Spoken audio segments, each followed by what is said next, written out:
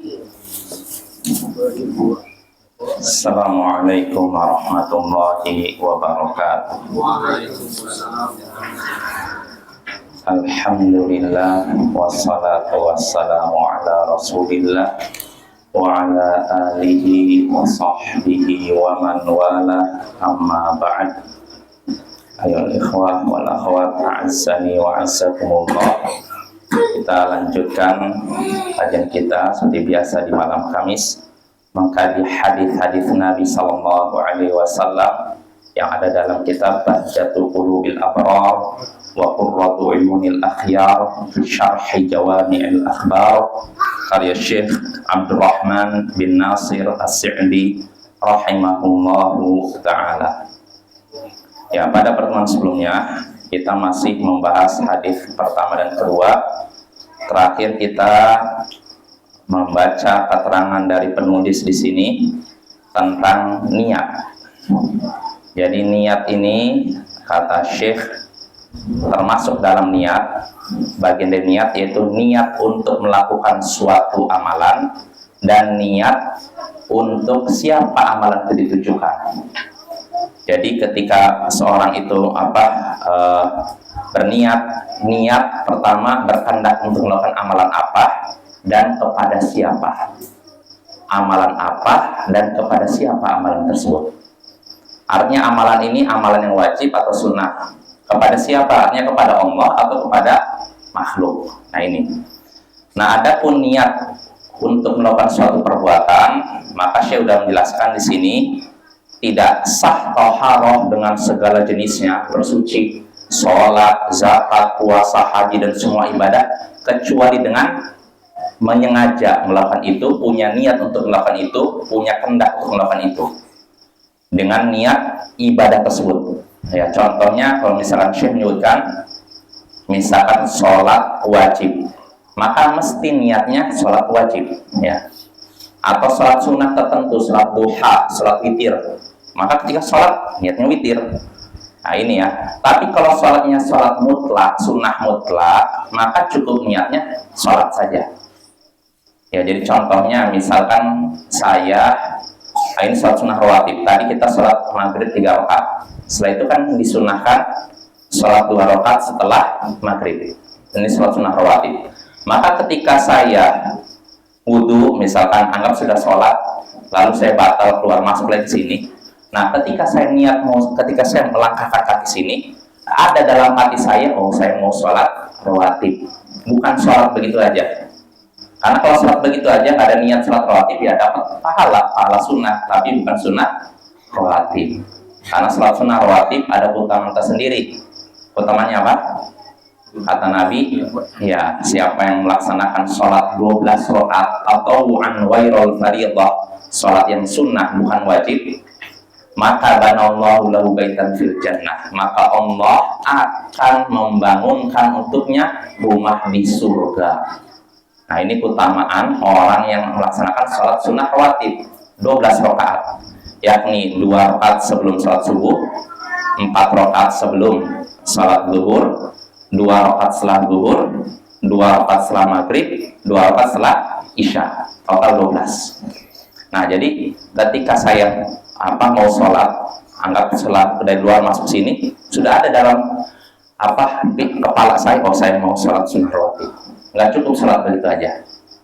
Jelas ya? Nah, beda halnya kalau misalkan saya masuk ke sini, misalkan antara zuhur dan asar. Saya masuk sini, atau saya sudah sholat nih, saya sudah sholat sunnah rawatib. Tiba-tiba saya ingin nambah pahala. Jadi saya sholat Allahu Akbar 2 rakaat. Ini namanya sholat sunnah mutlak. Maka niatnya apa ya? Cukup sholat sunnah aja gitu. Sholat saja, sudah cukup ya. Nggak perlu disengaja ini sholat apa ada. Beda dengan witir, sholat sunnah rawatib, duha, dan semacamnya. Nah, ini fungsi niat ya. Niat itu untuk menentukan apa yang akan kita lakukan, apakah sholat sunnah atau sholat wajib, puasa sunnah atau puasa wajib. Itu fungsi niat. Selain itu, fungsi niat yang disebutkan oleh Syekh di sini, yakni membedakan antara ibadah dengan adat kebiasaan. Misalkan ada orang yang mandi, Yang satu dia mandi karena sudah junub, ingin membersihkan diri dari hadas besar. Yang satu lagi karena cuma pengen menyegarkan badan. Maka niatnya beda. Yang satu ibadah, ya tidak, mandi junub ibadah bukan? Ibadah. Yang satu kebiasaan saja. Maka tidak bisa seorang mandi nggak ada niat menghilangkan junub, setelah itu langsung sholat. Bisa? Nggak bisa ya. Nah inilah jawaban terhadap pertanyaan seorang yang pernah bertanya kepada saya. Bukan bertanya sih, dia ngasih tahu, katanya ada orang bagaimana nih dia mandi langsung sholat. Mandi apa ini? Saya bertanya kan, mandi junub? Bukan mandi junub. Loh, kok bisa? Ya mandi aja, dia mandi nggak wudhu lagi langsung sholat. Maka saya katakan ini nggak sah seperti ini sholatnya. Kecuali kalau dia mandi niatnya menghilangkan hadas besar, hadas kecil. Nah itu saya. Walaupun tidak junub Bapak ya. Misalnya seorang mandi niatnya menghilangkan hadas kecil. Bisa seperti ini. Jelas ya? Walaupun ya yang sunnah kan wudhu begini kan. Tapi kalau seorang menghilangkan hadas kecil, wudhu maksudnya kan, tapi dengan cara loncat ke kolam renang. Ini sampai sini basah, ya kan? Pokoknya seperti wudhu semuanya, anggota organ wudhunya itu, bagian wudhunya itu udah dibasuh gitu, maka itu udah sah ya. Maka kalau seorang mandi niatnya begitu menghilangkan hadas kecil, ya nggak masalah. Tapi kalau dia mandi biasa langsung sholat, ini jadi apa? Tidak sah seperti ini ya. Ini pentingnya niat di sini, membedakan mana ibadah, mana adat ya. Jadi begitu. Nah, Syekh menyebutkan contoh sini. Al-iqtisal yaq'un nadhafatan. Yang namanya mandi kadang untuk niatnya untuk bersih-bersih badan, tabarrudan atau mendinginkan badan. Wa yaq'u 'anil hadatsil akbar, dan juga mandi kadang dilakukan untuk menghilangkan hadas besar, ya junub tadi, atau misalkan kalau wanita haid ya.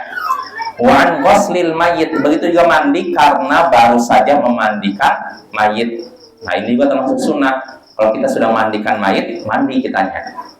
Ya, ini ya. Walil jumu'ati wa nahwiha. Begitu juga mandi karena sholat Jumat dan semacamnya. Nah, yang seperti ini kata Syekh, fala budda an yanwiya fi raf'al hadath aw dzalikal ghuslal mustahab. Maka mesti seseorang meniatkan dengan mandi, yaitu menghilangkan hadas, atau niatkan mandi mustahab, mandi yang dapat sunnah. Contohnya mandi sholat Jumat sama mandi karena baru mandikan mayit. Nah, ini harus niat ya. Jadi nggak cukup mandi begitu aja. Seorang mandi setelah itu langsung sholat, nggak bisa ya. Begitu juga seorang mandi misalkan langsung ibadah yang mensyaratkan wudhu ya, atau mensyaratkan mandi selamat dari junub besar. Ini harus niat ya. Wa kadzalika, Syekh menerangkan lagi, wa kadzalika yukhrijul insanu dawahima mathalan lizakat aw lil kafarah aw lin nadhr aw lis sadaqatil mustahabbah aw hadiyah fal ibratu fi dzalika kulluhu 'ala niyyah. Demikian pula seseorang mengeluarkan beberapa dirham, contohnya untuk zakat, untuk kafarot, bayar kafarot ya, mungkin kafarot sumpah, kafarot nazar, atau untuk nazar. Seorang bernazar, ya Allah, kalau anak saya lulus kuliah, saya akan bersedekah. Saya bernazar, kalau anak saya lulus kuliah, saya akan bersedekah beberapa dirham. Nah, ini contohnya ya, sedekah karena nazar, atau sedekah yang hukumnya sunnah, sedekah. Kalau tadi zakat, atau hadiah, dia memberikan beberapa dirham kepada orang, hadiah saja. Nah, ini semua kata Syekh yang jadi ukuran dalam hal ini semua yaitu niat. Karena beda seorang mengeluarkan harta untuk zakat dengan untuk sedekah. Zakat hukumnya wajib, sedekah sunnah. Jadi beda. Nanti apa bedanya? Kan sama-sama mengeluarkan harta kan, beda. Mengerjakan yang wajib itu lebih dicintai Allah daripada yang tidak wajib atau sunnah. Nah, ini bedanya niat ya. Maka kita tinggal niatkan segala sesuatu dalam rangka mencari pahala dari Allah sambil tentukan ini wajib atau sunnah gitu. Nah, contohnya kalau misalkan mengeluarkan sedekah karena nazar, wajib tidak? Wajib. Nah, ini juga lebih besar pahalanya dibandingkan sedekah yang sunnah ya. atau hadiah dan semacamnya. Intinya niat ini menentukan besar tidaknya pahala kita. Maka penting kita menghadirkan niat ketika melakukan suatu ibadah. Ini contohnya ya. Wa min hadza, dan termasuk hal ini juga membedakan niat ibadah dengan kebiasaan. Kata Syekh, hiyalul muamalat idza amala muamalatan zahiruha wa suratuha sihhah walakinnahu yaqsidu biha tawassul ila muamalatin ribawiyah. Nah, ini termasuk dalam hal ini juga pentingnya niat, yakni siasat-siasat dalam muamalah. Hilaf itu bisa diartikan siasat untuk lepas dari tanggung jawab, siasat untuk menghindar dari kewajiban. Nah, kata Syekh di sini, jika seseorang melakukan muamalah yang lahirnya tampak di depan mata, gambarnya itu sahih, sah, tapi maksudnya dia ingin melakukan itu supaya bisa melakukan muamalah riba. Contohnya nih ya, seorang melakukan muamalah, lahirnya nggak ada yang salah, sah, tapi dia ingin menggunakan itu sebagai sarana untuk melakukan riba. Au yaqsidu biha isqata wajib, atau dia melakukan muamalah tersebut dalam rangka menggugurkan kewajiban. Au tawassulan ila muharram, atau dia melakukan muamalah tadi yang lahirnya yang tampak di depan mata sah, dia melakukan itu dalam rangka mencapai perkara yang haram. Fa innal ibrata bi niyyati wa qasdih la bi dhahiril lafzi. Maka yang jadi ukuran dalam hal ini yakni niatnya dan tujuannya, bukan lahir ucapannya. Jadi Bapak yang dinilai niat di sini. Kalau misalnya seorang melakukan suatu muamalah, mungkin gambarannya apa yang lebih enak ya? Maksudnya biar kita tahu ini muamalah ini kalau menurut kita secara lahir ini sahih, tapi niatnya haram, supaya lepas dari kewajiban atau supaya dia bisa melakukan riba, maka muamalah ini pun batil, walaupun asalnya secara kasat mata sah, tapi kalau niatnya untuk yang haram maka ini pun batil. Ya, contohnya apa? Kalau dalam masalah muamalah mungkin masalah zakat yang dua orang punya gembala dipisah. Oh iya, itu diantaranya, betul.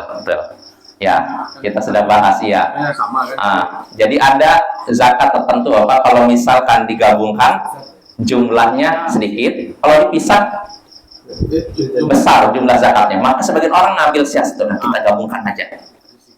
Beberapa orang bersepakat digabungkan aja. Nah, dengan itu zakatnya jadi kecil. Nah, yang seperti ini siasat untuk menghindar dari kewajiban. Nah, itu nggak boleh. Nah, kalau dalam masalah nikah tahlil, nah ini yang paling jelas. Nikah untuk menghalalkan. Ya, ini kasusnya kalau ada seorang wanita sudah dicerai oleh suaminya talak 3. Kan kalau sudah talak 3, si istri bisa. Kalau mau balik kepada suami apa? Nikah dulu dengan pria lain lalu diceraikan. Dengan syarat sudah disetubuhi ya, lalu diceraikan, lalu nikah lagi. Nah, ada sebagian orang menggunakan siasat hilah. Si suami ini udah menceraikan istrinya udah 3 kali, dia masih sayang sebenarnya, gimana ya, sudah terlanjur mengucapkan 3 kali talak. Akhirnya dia hubungi seorang pria, sini, mau tidak kamu menikahi istri saya?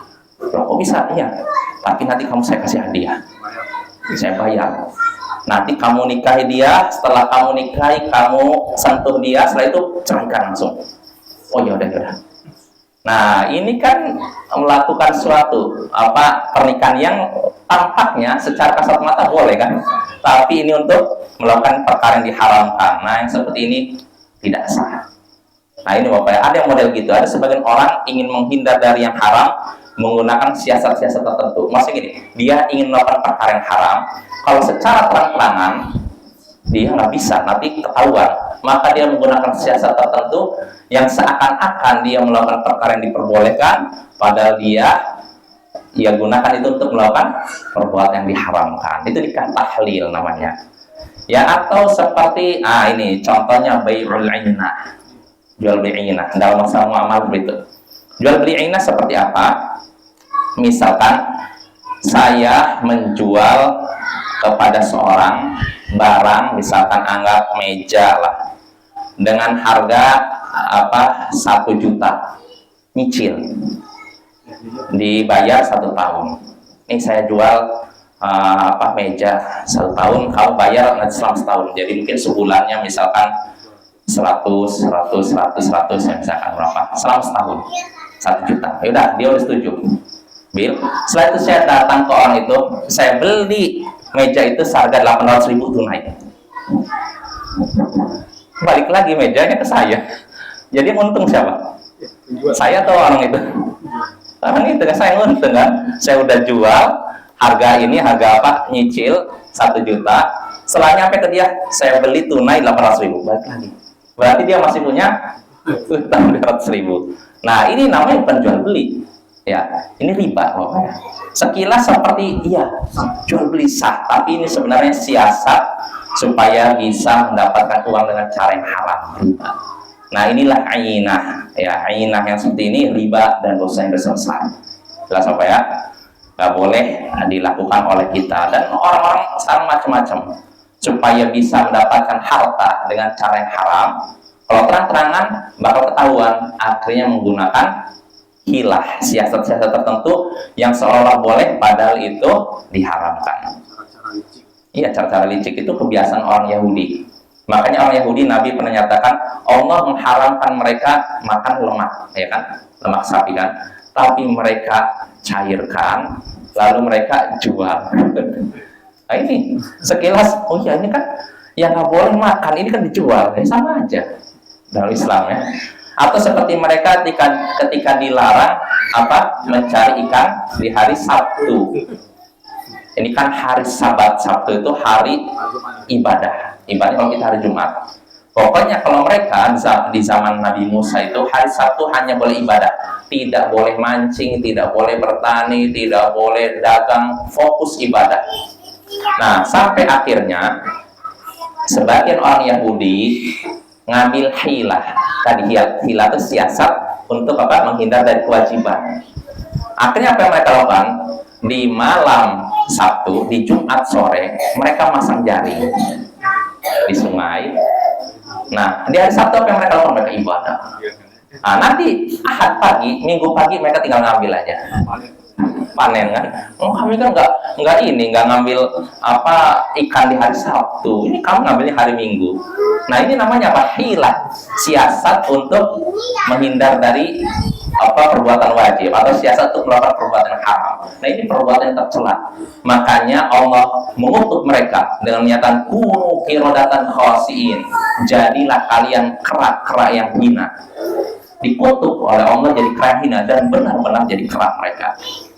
Karena para pelaku ini, orang Yahudi ini, mereka di pagi hari membuka pintu mereka kaget ngeliat tetangganya, kok kerak? Lihat tetangganya, kok kerak? Mereka semua udah jadi kerak. Orang-orang yang melanggar tadi itu jadi kerak semua. Mereka hidup sampai ajal mereka meninggal itu sudah berhenti, tidak ada lagi keturunan setelah itu. Allah kutuk mereka sehingga mereka tidak lagi punya keturunan, mati di sana. Jelas apa ya? Nah, itu contoh orang Yahudi ya. Jadi nggak ada mereka, para orang Yahudi yang dikutuk jadi kera itu punya keturunan, nggak ada. Makanya tidak layak kalau kita menyatakan orang-orang Yahudi sekarang anak-anak kera, enggak. Mereka keturunan kera, enggak. Tapi kalau mereka saudara-saudara kera mungkin. Beda kan? Anak kera sama saudara. Kalau anak kera berarti mereka keturunan kera, enggak. Karena yang diubah jadi kera nggak punya keturunan, meninggal setelah itu mereka. Jadi kalau mereka saudara kera mungkin, karena di antara saudara mereka ada yang diubah jadi kera ya. Nah, ini perlu kita ketahui gitu. Nah, jadi itu ya. Jadi pentingnya niat. Kalau seorang niatnya salah, maka ketika melakukan suatu muamalah yang seolah sah, nanti jadi salah juga. Karena niatnya yang salah itu ya. Karena yang kata Syekh, jadi ukuran adalah niatnya dan tujuannya, bukan lahir ucapannya. Fa innamal a'malu binniyat, karena yang namanya amal itu tergantung niat. Wa dzalika bi an yadhumma ila ahadil mu'awwidhain ma laysa bi maqsudin aw yadhumma ila al-aqdi aqdan ghairu maqsudin. Qala Syekhul Islam. Ya, karena yang jadi ukuran adalah niat. Dan contoh yang yang tidak sesuai dengan niat yang benar, yaitu seorang menggabungkan sesuatu yang istilahnya ganti dari seorang menggabungkan kepada salah satu ganti sesuatu yang tidak dimaksudkan, atau seorang menggabungkan kepada suatu akad yang tidak dimaksudkan. Ini penjelasannya panjang. Artinya gini, intinya kadang seorang itu ingin melakukan suatu akad, tapi akadnya nggak dimaksudkan oleh dirinya. Dia punya tujuan lain. Ya contohnya tadi, beul inah, saya menjual kepada seorang secara kredit 1 juta. Setelah itu saya beli dari dia 800.000, harganya lebih kurang dari harga sesungguhnya secara tunai. Pertanyaannya, ketika saya melakukan itu, apakah niatnya jual beli? Enggak, niatnya ngambil duit. Nah ini maksudnya, dia menginginkan akad lain selain akad yang disebutkan itu. Nah ini namanya hilah. Niat seperti ini merusak muamalah. Maka tengoklah diri kita, kalau ketika kita melakukan muamalah, apakah kita niatnya benar atau tidak, karena niat menentukan. Dan ini juga berlaku dalam masalah muamalah lain, Bapak ya. Contohnya, ini termasuk kaidah fikih juga. Makanya al-umuru bimaqasidiha, dalam istilah qawaidil fiqh, kaidah fikih, perkara itu tergantung tujuannya, maksudnya. Contohnya gini, ketika saya misalkan ingin mewakafkan suatu bangunan, ada 2 bangunan, yang satu kecil, satu besar. Lalu saya nunjuk kepada orang, saya wakafkan bangunan saya yang ini. Saya nunjuk kepada bangunan saya yang paling besar. Pada niat saya bangunan yang kecil. Saya mewakafkan bangunan saya yang ini. Saya nunjukkan ke bangunan yang besar, rumah yang besar. Pada yang saya maksudkan rumah yang kecil. Maka yang jadi wakaf yang mana? Yang kecil atau yang besar? Yang besar atau kecil, Pak? Kecil. Besar. Saya niatnya kecil, tapi saya nunjuknya yang besar. Oh iya, kecil. Yang kecil, karena yang jadi patokan niat, bukan ini. Kan bisa jadi saya salah nunjuk kan? Nah, jadi patokan kayak niat, Bapak ya. Nah, makanya contohnya, misalkan seorang, nah ini contohnya, ini sebagian contohnya, misalkan ada sebagian orang yang melafalkan niat, ya walaupun kita akui masalah melafalkan niat ada perbedaan pendapat di antara ulama. Madzhab Syafi'i menyatakan dianjurkan melafalkan niat ya. Jadi begini Bapak, misalkan ada seorang yang melafalkan niat, dia anggap sholat maghrib, aku baca niat sholat maghrib, Usolli sholat al-maghrib salat rakaat gitu ya, lillahi ta'ala, adaan lillahi ta'ala gitu ya. Saya niat sholat maghrib 3 rakaat misalkan. Tapi dia entah gimana, usolli sholat al-isya 4 rakaat. Dia udah tahu, dia dari rumah udah tahu ini kan waktu udah senja nih orang. Tapi ketika wajahnya usolli sholat al-isya 4 rakaat, Allahu Akbar, maka yang dianggap sholat, dia sedang sholat maghrib atau isya berarti? Maghrib, walaupun yang terucap isya, karena yang jadi patokan niat. Jadi ketika niat dengan ucapan bertentangan, yang jadi patokan niat. Jelas apa ya? Ya ini yang jadi masalah. Makanya sekali lagi, pendapat yang kuat, niat itu nggak usah diucapkan, kan sudah ada dalam hati kita. Ketika kita bergerak ke suatu tempat, sudah wudhu, bergerak ke suatu tempat, masuk ke shop, tanya kita ingin apa? Sholat ya, apa ya? Ini pendapat yang kuat. Walaupun ya kita hargai juga sebagai ulama yang nyatakan disunahkan melafalkan niat. Disunahkan, bukan diwajibkan. Nggak ada yang nyatakan wajib, Bapak ya. Nah ini tentang masalah niat. Kita lanjut lagi. Bagaimana dengan orang yang berdalil masalah kayak tadi? Oh, dia melakukan kemaksiatan dengan dalil nggak ada niat saya melakukan itu. Nggak ada niat.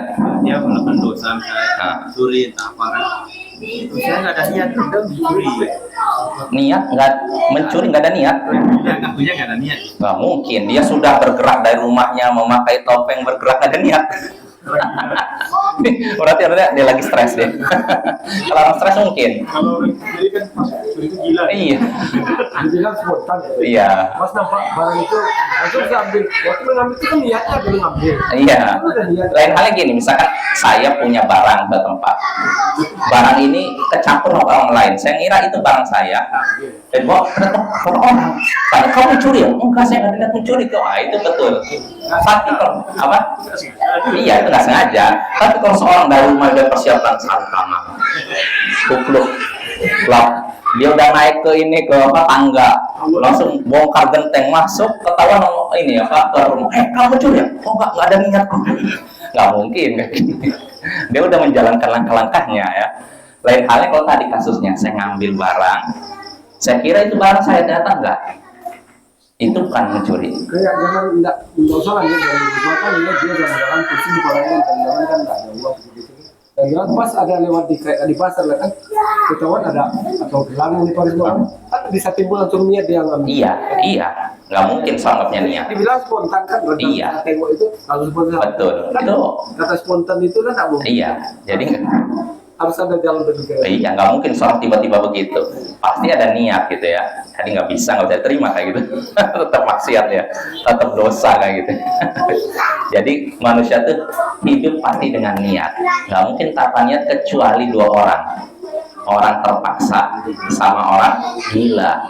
Kalau orang gila ngambil sesuatu bisa jadi tanpa niat.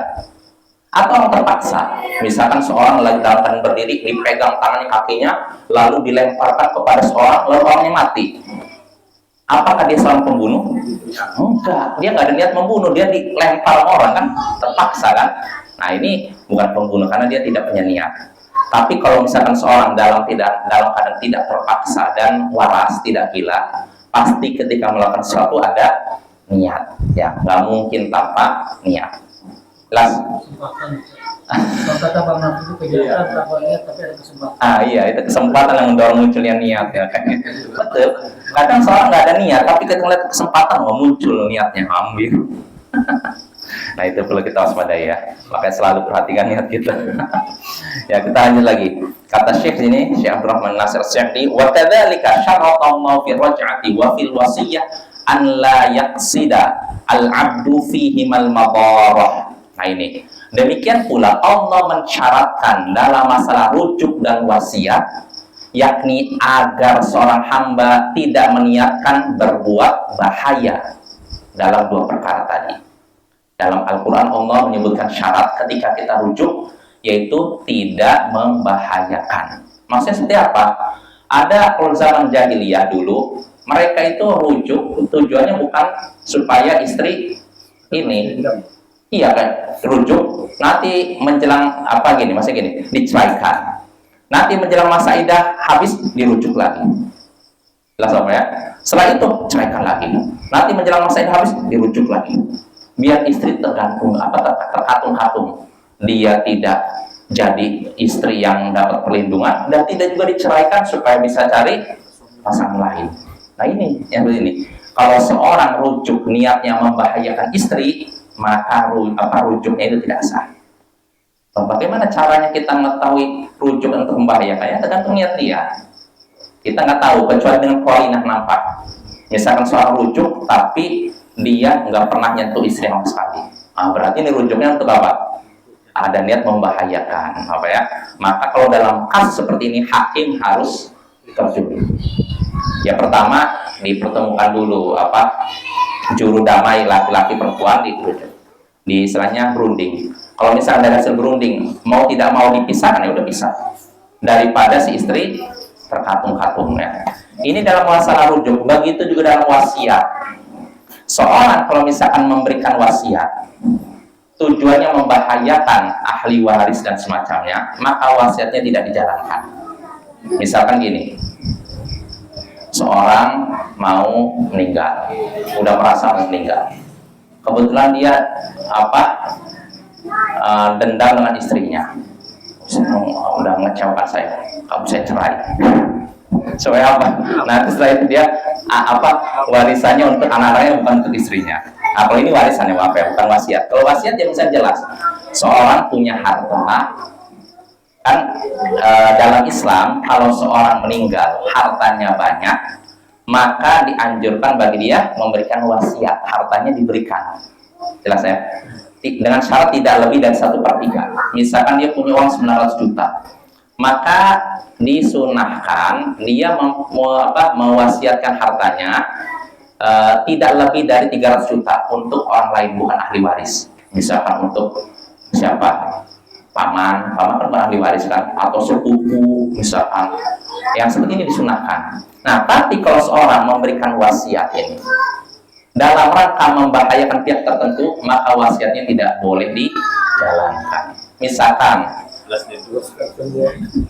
wasiatkan kepada orang lain semua, ahli warisnya anaknya nggak dikasih, atau tadi istri biasanya dendam kusumat bertahun-tahun, dia saya disakiti istri terus, ya udahlah saya wariskan harta saya kepada istrinya, dibikin sengsara.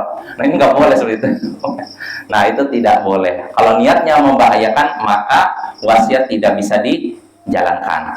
Lalu kata Syekh, wa yadkhulu fi dzalika jami'ul wasail allati yatawassalu biha ila maqasidiha. Dan termasuk dalam hal ini semua wasilah, semua perantara yang dengannya seorang hamba menjalankan suatu untuk bisa mencapai tujuannya. Fa innal wasaila laha ahkamul maqasid, karena wasilah memiliki hukum tujuan, salihatan aw fasidah, baik itu baik maupun buruk. Wallahu ya'lamul musliha minal mufsid, dan Allah tahu orang yang berbuat baik dan mana orang yang berbuat rusak. Artinya begini, yang namanya wasilah perantara ini hukumnya sama dengan tujuan. Kalau tujuannya buruk, maka perantaranya pun buruk. Kalau tujuannya baik, perantaranya pun baik. Contohnya apa? Contohnya misalkan pedang. Seorang jualan pedang, jualan pisau, boleh tidak? Boleh, ya. Tapi kalau seorang jual pisau pedang nih kepada seorang pembunuh, dia tahu nih mau bunuh nih, ya saya jual pedang pada dia, boleh tidak? Asalnya kan halal, tapi kalau tujuannya haram, ini pun jadi haram. Nah, terus bagaimana kalau misalkan jual pedang kepada orang yang mau untuk motong-motong daging kurban, boleh tidak?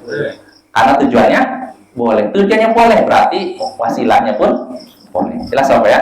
Ini menunjukkan pentingnya niat. Kalau niat baik, sesuatu yang boleh jadi baik. Jelas ya? Mudah-mudahan dengan ini kita bisa memahami. Yang penting niat kita luruskan, niatnya untuk yang baik ya. Nah itu tentang niat. Jadi niat tuh ada dua, untuk apa, untuk amalan apa, dan untuk siapa. Dan kalau untuk amalan apa sudah selesai. Nah sekarang yang poin berikutnya, untuk siapa? Kata Syekh ini, wa amma niyatul ma'muli lahu fa wal ikhlasu lillah fi kulli ma ya'tiyal abdu wa ma yadar wa fi kulli ma yaqulu wa yaf'al. Adapun niat untuk siapa amalan itu, maka itu maksudnya ikhlas kepada Allah, memurnikan niat kepada Allah dalam segala yang dilakukan hamba dan apa yang dia tinggalkan. Meninggalkan sesuatu bisa ini juga dianggap ikhlas, bisa. Contohnya apa? Meninggalkan apa? Maksiat ya. Jadi bukan menjalankan ibadah aja, meninggalkan maksiat pun kalau kita mau dapat pahala harus karena Allah. Maka kalau ada orang saya nggak berzina, kenapa? Saya nggak minat. Berpahala nggak? Nggak berpahala. Harus niatnya karena Allah, bukan karena nggak berminat. Atau karena apa? Karena mati khawatir orang ini mencela, tetangga mencela, saya nggak zina. Nah, itu nggak berpahala. Tapi kalau saya meninggalkan zina karena takut siksa Allah, mencari pahala dari Allah, itu dianggap ikhlas. Jelas apa ya? Itu dalam segala perbuatan hamba yang dilakukan maupun yang tinggalkan, dan dalam segala ucapan maupun perbuatan. Saya mengucapkan ini, niatnya kan Allah bukan. Saya melakukan ini, niatnya kan Allah bukan. Nah, kalau niatnya kan Allah, itu dianggap ikhlas. Jelas? Ya mungkin sampai sini dulu. Insya Allah pada pertemuan berikutnya kita selesaikan masih di hadits 1 dan kedua ini. Agak panjang apa ya? Apa sedikit demi sedikit ya? Atau selesai aja. Ya subhanakallahumma bihamdik asyhadu an la ilaha illa anta astaghfiruka wa atubu ilaik. Assalamualaikum warahmatullahi wabarakatuh.